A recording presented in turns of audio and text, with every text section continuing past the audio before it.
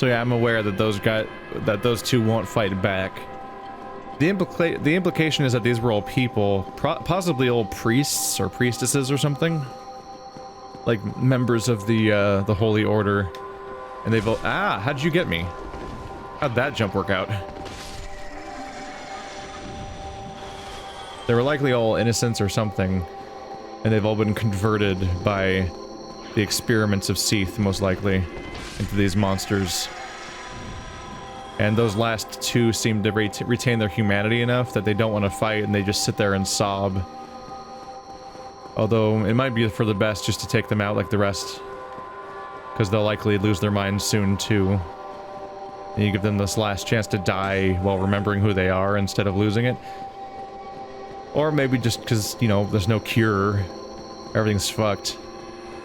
Or you could just be like, I'm gonna kill them to get these, I'm just gonna kill them because I want their, drops. Because they drop, souls. I mean, they drop, miracles. Hi? Could you not? Could you not? I said, could you not? Excuse me. Yes, excuse me. Excuse me. No! Fuck. Fuck. Fuck. No! They both of them dropping on you is enough to knock you down. Hi. Oh, jeez. I'm not psyched about fighting two of you. Oh, that wasn't a stagger, that was a kill. I was like, oh, he actually staggered for once. Nope, he just died. My flasks are pretty bad right now. Let's just give in for a second. If I run for it, I can beat them up the ladder. Haha! Deuces. The Clockwork Tower. Oh, is that... Are we going for a Castlevania thing here? I didn't even think about that. This game has a Clockwork Tower. You know, like every Castlevania game has a Clockwork Tower. Oh, and the Cthulhu monster things are the Medusa heads. Oh my god, that actually makes some sense. Ow. Like, if you draw comparisons between Sunken King and Legend of Zelda, and you're like, oh, this is like a Zelda dungeon, then this zone is has a lot to do with being a Castlevania level. Between the giant library full of, like, a bunch of undead, like, sword and shield wielders, and you fight a big bad boss at the end that's kind of immobile, like, because Castlevania bosses are largely kind of... A lot of them kind of sit there and swing at you and move forward and backwards a little bit. The larger ones, anyway. And then, yeah, you have puzzle elements of, like, these moving chunks of the level. And in particular, you have a Clockwork Tower with Medusa heads in it. I've never thought about that before. Whoa, he was, like, floating. And now he's dead. It's almost as good as floating, I guess. I have never thought about that before. That might be a kind of valid read. Where did I come from? I came from here, right? Yeah. Not anywhere else. I was trying to remember if there was another path. That might have been the template they went with. It's like every zone of a game starts off as like a seed of some sort. You just take an idea and run with it. Like, we're gonna make a demon area. It's gonna be full of lava and a bunch of demon enemies, and they're all gonna be fiery. And then you're gonna get the chaos pyromancy here, and there's gonna be the bed of chaos. And it's like, oh, this is because chaos is the element of element of fire and chaos are one and the same. And oh, now we're gonna put all these. Like, like you just start with a seed and you grow out from there, and then you have your theme for the whole level. The idea of this being the specific stage that's tied to Castlevania inspiration could actually totally work as a concept. Hi there. Ow. Stop it. That's kind of neat to think about. Hey, stop it. I'm not claiming of like copying or like a ripoff or whatever, because it's clearly really far off. I just mean like it's like that could be totally like the little nod. The idea that you go into a clockwork tower full of Medusa heads. I'm like, that's alright. Come on.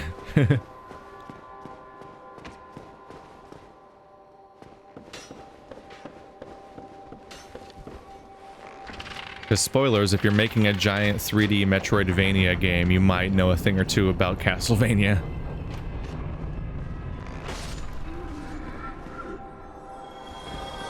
I really get bothered when someone is like, when someone calls a game a 2D Dark Souls, unless it's really explicitly tied to Dark Souls and like having like a item descriptions and like a stamina system and like a bunch of really specific things.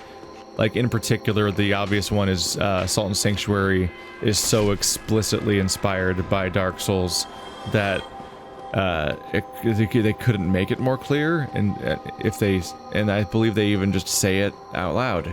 Like it's really like I think that just the creator, and it was only made by 2 people.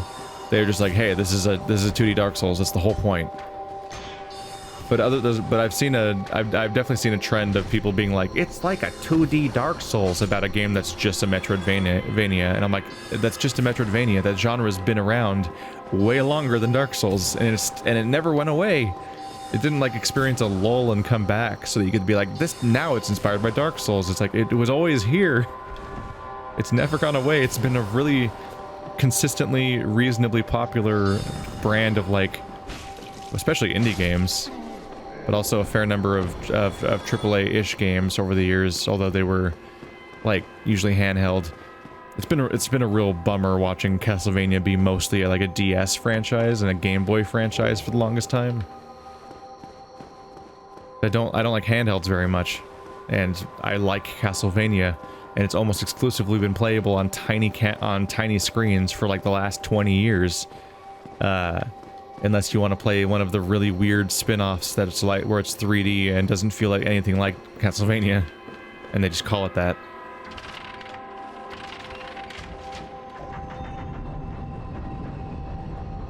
I'm kind of intentionally sticking to the highest floors first and the lowest floors the least, just to try to somewhat thoroughly comb through this area. I'm always bad at keeping track of where I have and haven't been in the zone. Hey there. Do I have to kick this one down? Nope, just climb. Huh. You want to cut that out? You want to cut that out? You want to cut that out? You want to cut that out? Thank you. He bounced. Ha. I know some people get bothered if I'm not always talking about exactly what's happening on the screen, and if I kind of podcast for a while. But I'm kind of sticking to related topics-ish, but I'm like, dude, I've played a lot of Dark Souls. This is like my 4th playthrough of Dark Souls 1, my least played game in the franchise. That's where we're at right now. And some of these zones are ones where there's not a lot going on. Once you beat ONS, things kind of chill out for a while. So I think I can warp to this bonfire. I really hope I'm not right. I really hope I'm not wrong, but I'm gonna try it. Because I want to spend my Firekeeper soul. But if you were here for a playthrough of raw discovery, then you should have gotten the clues a while ago that that's not going to be that. And in some of these later zones, in particular in Dark Souls 1, you kind of go through... You're kind of just going down hallways and fighting one enemy that repeats a lot. And I can't say it's not fun, because they are enjoyable zones usually, if they're not Demon Ruins and Lost Izalith. But there's definitely a repetition to the combat where you're like, yep, we're still fighting this thing on repeat. So for commentary, I don't have much to go on. Estus Flask plus 4. Now it heals even. I think it heals like 600 health now. I'm not super sure. There's a chart. It starts at like 200 or 300 health, probably 300 health. Then it goes up by 100 each time for the first few ranks. Then it goes up by 50 each time for like the last like 4 or so. We might be in that range already. Tell me the Duke's Archives. Time to find out the hard way which bonfire that is.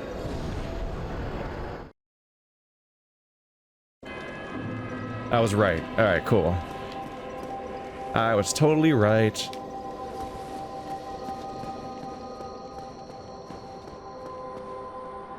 Let's see, I'm trying to think if there's more items to get around here, or if I should just continue. But the,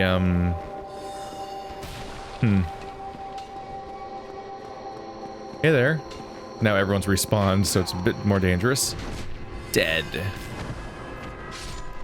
I have 10 flasks? Is that a 10 flask bonfire? Oh wait, no, it's because I was at Firelink. A trick of sorts is that if you go to Firelink, if you warp to Firelink, you get that amount of flasks, then you can warp somewhere else. So the power of any bonfire you can warp to is that you can just warp to another warpable bonfire and get whatever the number of flasks is that one gives you, and then warp back to the bonfire you were at, and lose nothing in between. Have I been over there yet? It's a very handy trick, because it means you can save a lot of humanity that way, once you have the Lord Vessel. I think I might be done with this whole library, honestly. So one of the big ways to do that is just to upgrade Firelink Shrine to maximum flask count, and then just benefit indefinitely off of that. Ballard. And then every time you get to any bonfire where you can warp, you just warp to... God damn it, this chair. You just warp over to Firelink, get the 10, 15, 20 flasks you have there, and then warp back. I would kindle Firelink, but I can't remember if I'm allowed to go to 15. I think you need the right of kindling to get to 20, but I don't know if you can get to 15 before then or not. Or if you need the right of kindling to get to 15 or 20. I'm not sure. And I'd rather not become human and then be wrong, and then just waste that, because being human makes people attack me from other worlds. And we have not had... My PvP experiences in this game have not been the fun ones so far. The lack of distinct PvP zones, I think, kind of inspires that. My favorite thing to do in Dark Souls PvP is to go into a zone where people are going to keep auto-invading you, and then summon a bunch of people to help you. And then fight your way through that zone with your allies and enemies all facing off against each other, while also trying to deal with the various, trying to deal with all of those damn and actual monsters everywhere that also want to stop you along the way. Like, that stuff's fun. Uh-oh. And so my all-time highlight for PvP is definitely the that Anorlando-ish zone. Oops. That eventually becomes Anorlando in Dark Souls 3 is like, oh yes.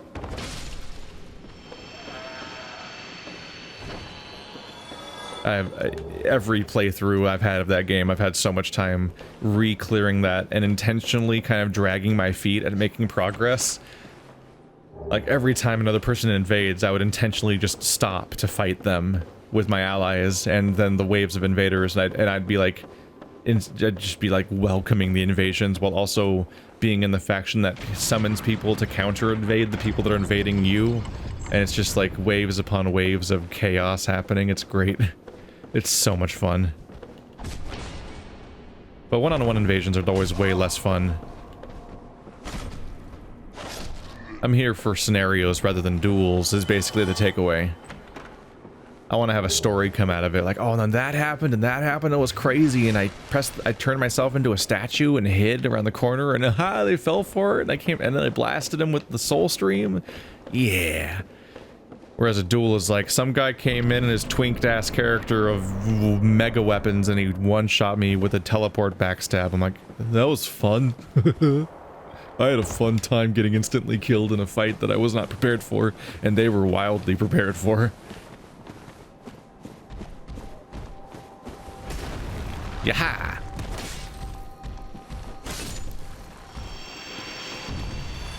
Man, we have gotten stronger since last time.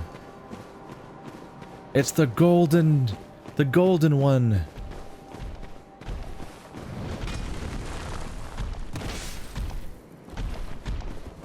I can still save one of you, damn it. Ow. That wasn't nice.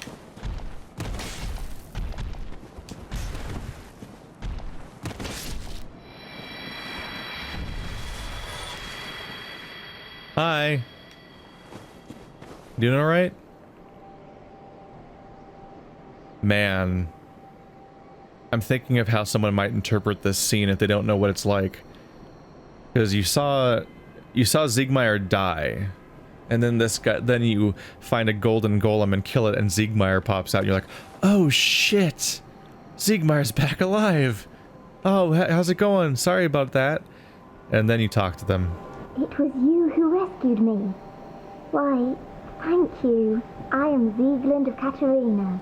I don't know how I ended up in that crystal. It wasn't terrible in there, but I could hardly move. I must think of some way to repay you.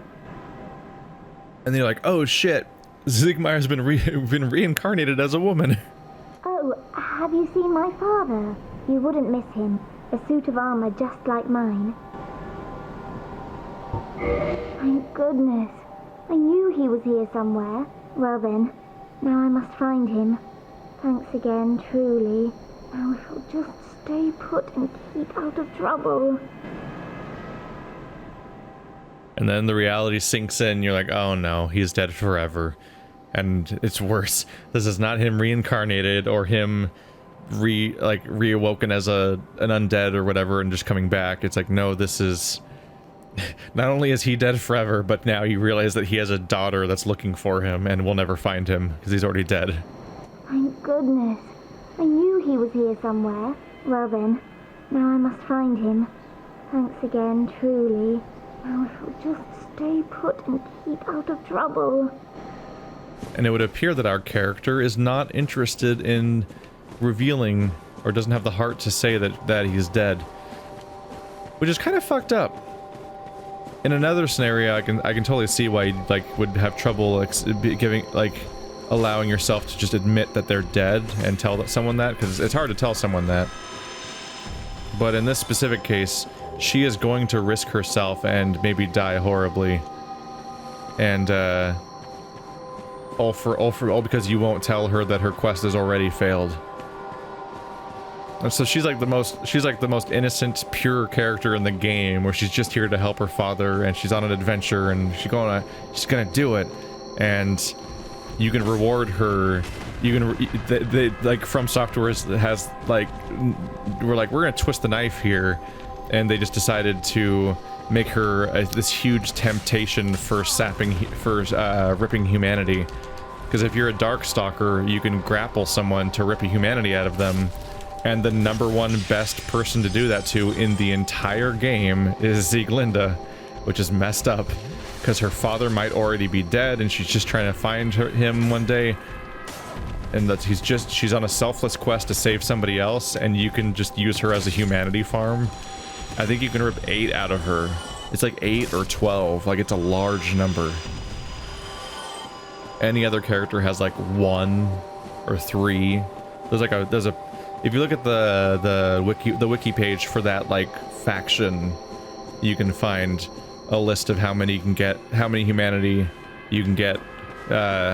It's either for that faction or it's just on the wiki page for humanity. You can find a list of how many humanity you can get at various locations throughout the game, like as drops, and then how many you can get from each NPC if you try to consume them. And she's king of the hill there. Goodbye.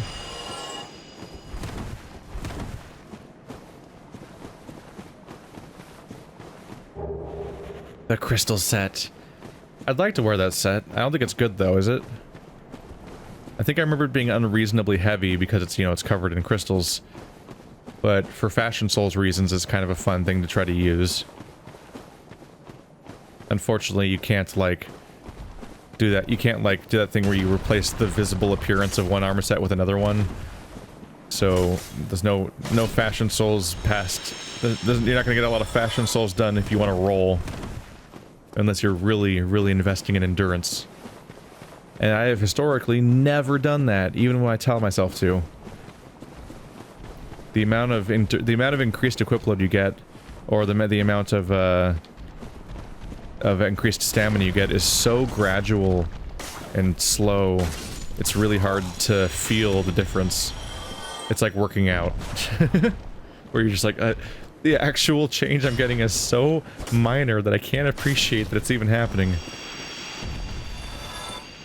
It's always so much easier to pump up health or your damage stat because you really feel the change in how much damage you're dealing, and you also really notice that health bar just grow astronomically because it goes up by like 30 at a time instead of like 2 at a time.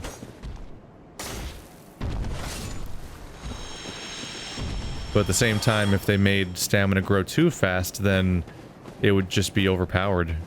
Because you'd have a massive stamina bar, and then stamina basically wouldn't even matter as a system anymore. But I don't think there's necessarily even a problem with how they handle it. I think stamina works just fine. It's just the fact that like it's balanced as it is, but being balanced leads to it being unappealing, even though it's really good. Because it's how many times you can block an attack and swing your sword and so on. And that's all important. It's like the most important thing. Almost. I would say health is the most important stat in every game of this series and similar games in other series and universe. Just because all these games are often balanced around a healing system like the Estus Flask, but like it doesn't matter how many Estus you have left if you can't use them. And many boss fights don't end because you ran out of Estus Flasks. Those are the minority of fights. Instead, most fights end because you died before you could Estus. A sufficiently big hit at the wrong time can just end your attempt on a boss fight or a level. And being able to tank that hit increases the chance that you'll be able to Estus and actually use the amount of health you have. And the number of Estus Flasks they give you in this game is usually pretty decent. So the end result is that you can actually live for a surprisingly long time in these games, so long as you successfully manage to use your Estus Flask.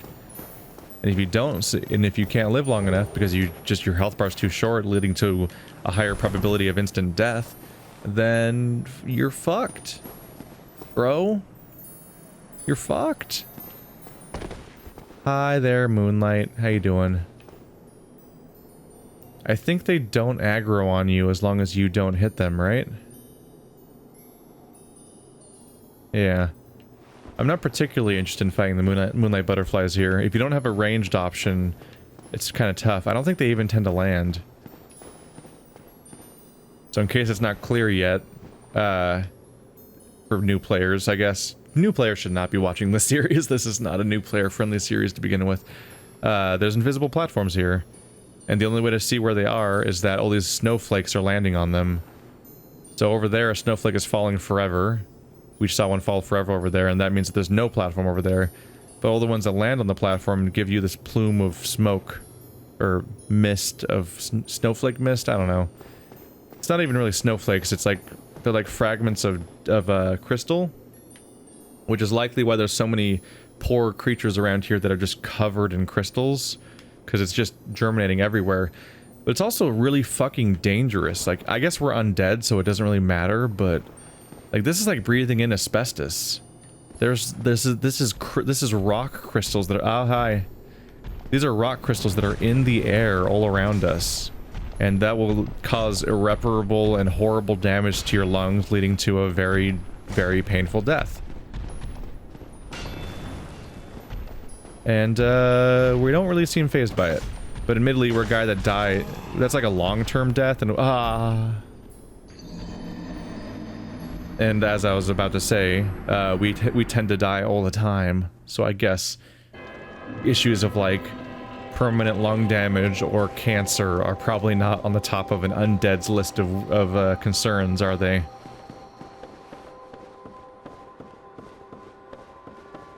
It's interesting that there's another golden crystal golem there. There are 2 cases in this game where a golden crystal golem has a prisoner NPC inside of them. But I don't think that one does. Alright, excuse me. I already follow you guys. Go away. Bye-bye.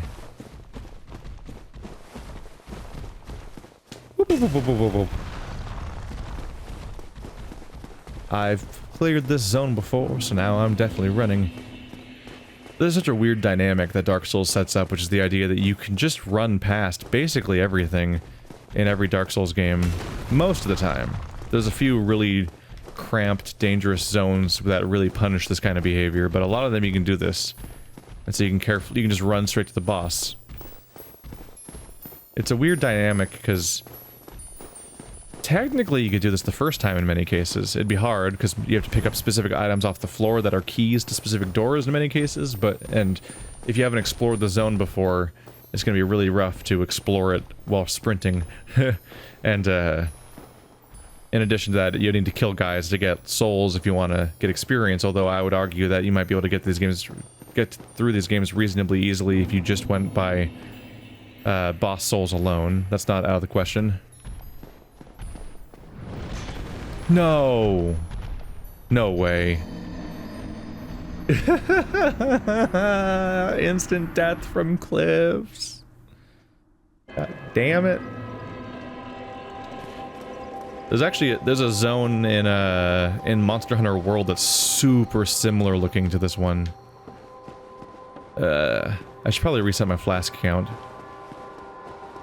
There's a super similar looking zone in Monster Hunter World. But it's not necessarily based directly on on the Crystal Cave below Seath's Archives, just because I think both are somewhat based on real-life locations, because that's just what crystal mines look like. They're amazing. Oh, hello again. We're both managing quite well, aren't we? But I haven't found my father yet. Have you seen him? Really? Then I must be off. I'm sorry he's caused you trouble. He has a knack for that. If you just stay put. Really? I don't remember what happens in our storyline if Siegmeyer's dead. The sad ending that happens ultimately is that if Siegmeyer's alive, then those two are finally reunited if you finish both of their storylines, and they're at Ash Lake sitting there on the beach. And I think the daughter explains that Siegmeyer is going hollow now. And so they're just kind of hanging out at Ash Lake, spending the last of their time together until Siegmeyer finally loses his mind. Like, people do not get happy endings in these games.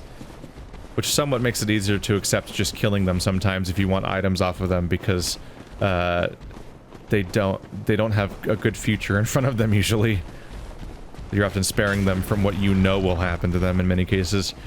But I do not remember at all what happens to her if he's gone.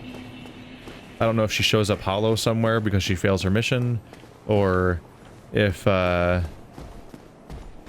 perhaps maybe she just disappears, because some people just, if you fail their quest line, they just stop showing up and you never get closure, which is really frustrating when that happens. Not sure. Right, I killed the chaos bug. Next time I get to a bonfire, I should warp to Anor Londo and talk to Solaire. It's a bit of a hike though, because I don't think you can't warp to that bonfire. You can warp to the Princess bonfire or Anor Londo proper. I guess Princess is closest. Don't fall or we're not going to get those souls back. You guy's really a prick. You're a prick, you know that? Hey, can I interest you in doing a jump attack? Can I interest you in doing a jump attack? Can I interest you in doing a jump attack? Oh shit.